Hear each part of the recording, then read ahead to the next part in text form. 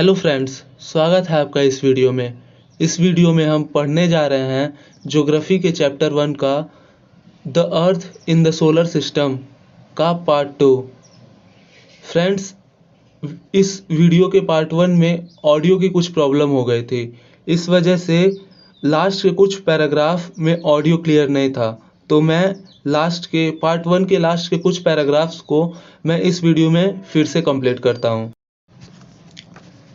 In ancient times, people used to determine directions during the night with the help of stars. पहले के समय में Google maps और कुछ डायरेक्शन दिखाने वाला तो होता नहीं था, तो पहले के समय में पीपल जो होते थे वो तारों की मदद से अपना दिशा यानी कि डायरेक्शन पता करते थे। The North Star indicates the north direction.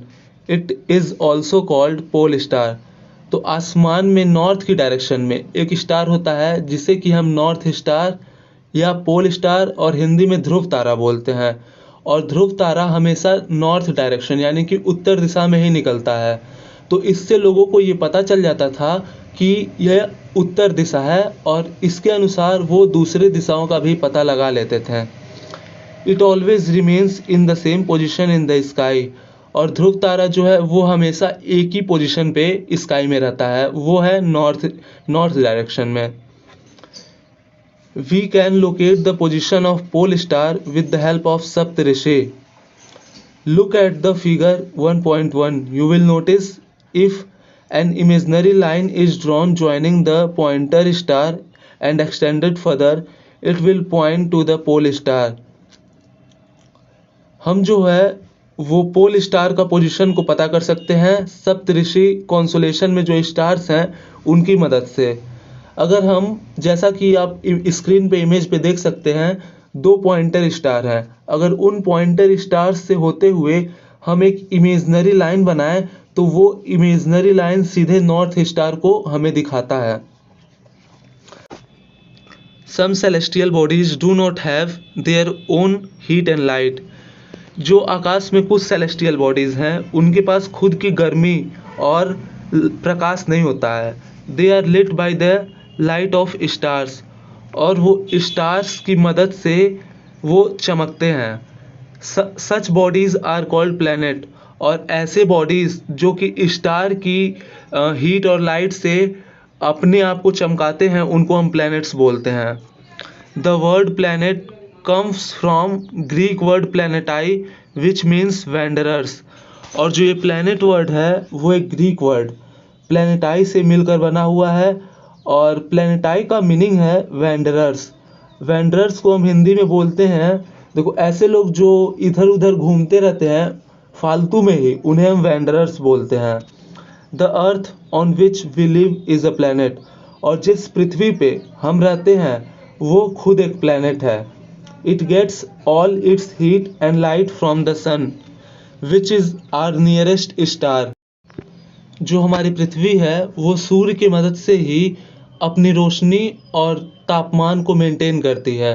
जैसे सुबह होते होते ही सूरज की रोशनी दिखाई देती है, ये रोशनी हमें सूरज से प्राप्त होती है, ना कि ये रोशनी और गर्मी पृथ्वी का खुद का नहीं होता है।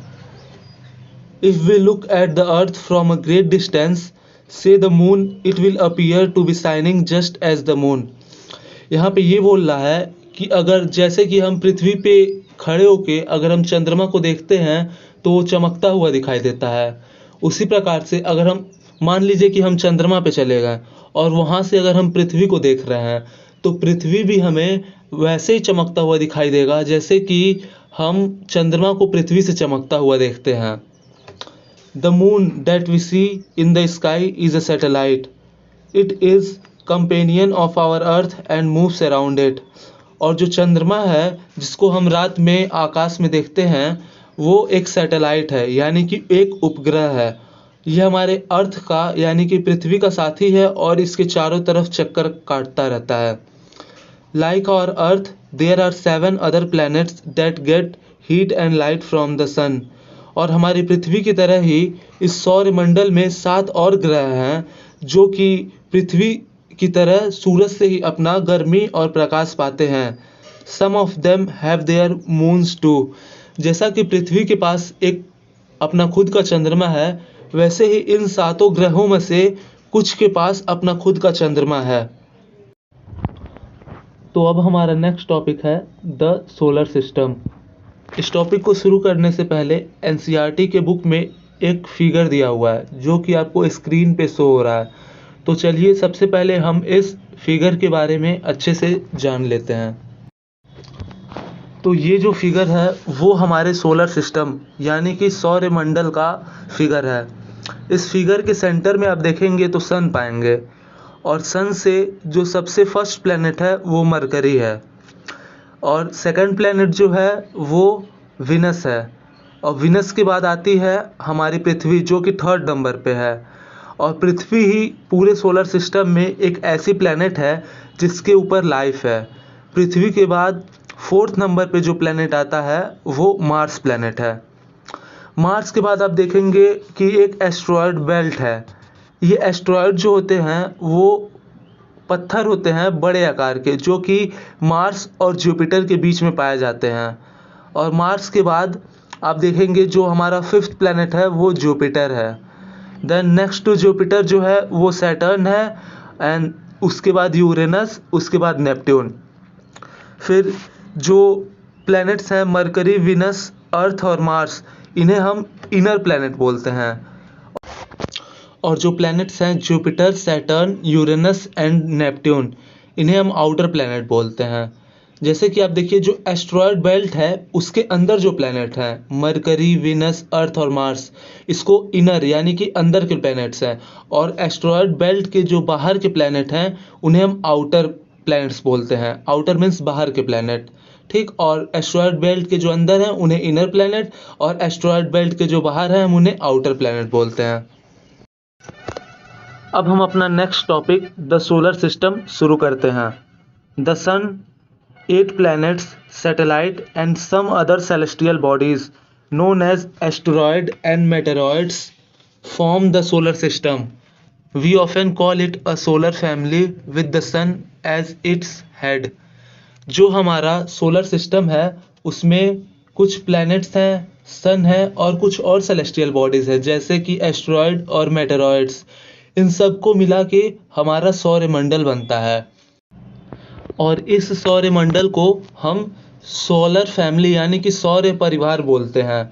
अब एक परिवार है, जैसे कि आपके परिवार में कोई ना कोई हेड होता होगा, या तो पिताजी होंगे या दादाजी, वैसे ही इस सोलर फैमिली का हेड है वो हमारा सन है। अब हम अपना नेक्स्ट टॉपिक द सन चालू करते हैं। The sun is the centre of solar system. जो सन है वो हमारे सोलर सिस्टम का केंद्र है। It is huge and made up of extremely hot gases. Sun बहुत बड़ा है और अत्यधिक गर्म गैसों से मिलकर बना हुआ है। It provides the pulling force that binds the solar system. जो सन है वो पूरे सोलर सिस्टम को अपनी तरफ खींच कर रखा हुआ है। The sun is the ultimate source of heat and light for the solar system. पूरे सोलर सिस्टम में जितने भी ग्रह हैं उन सब के लिए जो सन है वो एकमात्र सोर्स है हीट और एनर्जी के लिए। But that tremendous heat is not felt so much by us despite being our nearest star, it is far away from us. जो सूरज है वो हमसे काफ़ी दूर है, इसीलिए वो जो अत्यधिक मात्रा में गर्मी उत्पन्न करता है वो सारी की सारी हमारे पास नहीं पहुंचती हैं। जैसा कि ठंड में जब आप आग सेकते हैं तो अगर आप पास आके आग सेकते हैं तो उसका ताप, जो आग का ताप है वो आपको अधिक मालूम पड़ेगा, लेकिन वही कार्य अगर आप दूर जाके करते हैं तो आग सेकने का जो ताप है वो आपको कम मालूम पड़ेगा। इसी प्रकार सूरज हमसे काफ़ी दूर है, इसीलिए जो उसकी गर्मी है वो हम तक पहुंचती है लेकिन कम मात्रा में पहुंचती है। The sun is about 150 million kilometre away from the earth. जो सूरज है वो हमारी पृथ्वी से 150 मिलियन यानी कि 15 करोड़ किलोमीटर की दूरी पर है। तो चलिए अब हम अपना नेक्स्ट टॉपिक प्लैनेट्स शुरू करते हैं। There are 8 planets in our solar system. हमारे सौरमंडल में 8 ग्रह हैं। In order of their distance from the sun they are Mercury, Venus, Earth, Mars, Jupiter, Saturn, Uranus and Neptune। सूरज से दूरी के आधार पर ये जो ग्रह हैं वो अरेंज किए गए हैं। तो सबसे पास जो सूरज के सबसे पास ग्रह है वो है मरकरी, देन विनस, अर्थ, मार्स, जुपिटर, सैटर्न, यूरेनस और जो सबसे दूर ग्रह है सूरज से वो है नेपट्यून। अब देखिए यहाँ पे एक बॉक्स में ट्रिक दिया हुआ है इन सबको लर्न करने के लिए। My very efficient mother just served us nuts. इस लाइन को आप याद कर लीजिए और देखिए एम माई में जो एम कैपिटल है उसका मीन्स मरकरी, वेरी का वी मीन्स वीनस, वही एफिशिएंट का ई अर्थ रिप्रेजेंट करता है। सिमिलरली मदर का एम जो है वो मार्स और जस्ट का जे जो है वो जुपिटर और फिर सर्व्ड का जो एस है वो सैटर्न और अस का जो यू है वो यूरेनस और नट्स का जो एन है वो नेपट्यून रिप्रेजेंट करता है। तो अगर आप ये एक लाइन अच्छे से याद कर लेते हैं तो आपको जो प्लैनेट्स हैं उन सब का सीक्वेंस ऑर्डर में नेम आपको लर्न हो जाएगा। All 8 planets of the solar system moves around the sun in fixed path। जो हमारे सौरमंडल के 8 प्लैनेट हैं वो सन के राउंड गोल गोल चक्कर काटते हैं एक फिक्स्ड पाथ पर। This paths are elongated. और ये जो पाथ्स हैं जिसपे जो प्लैनेट्स है वो चक्कर काटते हैं वो इलोंगेटेड यानी कि बहुत ज़्यादा लंबे हैं। They are called orbits. और जो पाथ्स हैं जिसपे जो प्लैनेट्स है वो सूरज के चारों तरफ चक्कर काटते हैं उन पाथ्स को हम ऑर्बिट्स बोलते हैं। Mercury is nearest to the sun. जैसा कि मैंने आपको पहले भी बताया है जो मरकरी है यानी बुध ग्रह जो है वो सूरज के सबसे करीब है। It takes only about 88 days to complete one around along its orbit. और जो सन का एक चक्कर काटने में मरकरी यानी बुध ग्रह को 88 दिन लगते हैं। Venus is considered as earth's twin because its size and shape are very much similar to that of earth. जो विनस यानी कि शुक्र ग्रह है उसे हम अर्थ का जुड़वा बहन बोलते हैं, क्योंकि जो विनस है जैसे कि अर्थ का जो शेप एंड साइज है उसी हिसाब से जो विनस का शेप एंड साइज है दोनों आपस में मैच करते हैं, इसीलिए हम विनस को अर्थ की जुड़वा बहन बोलते हैं। Till recently August 2006 Pluto was also considered a planet. अभी हमारे जो सौरमंडल है सोलर सिस्टम है उसका लास्ट प्लैनेट नेपट्यून है, लेकिन अगस्त 2006 के पहले एक और ग्रह होता था जिसे हम प्लूटो बोलते थे। However, in a meeting of International Astronomical Union, a decision was taken that Pluto, like other celestial objects, Ceres 2003 UB, discovered in recent past, may called as dwarf planets।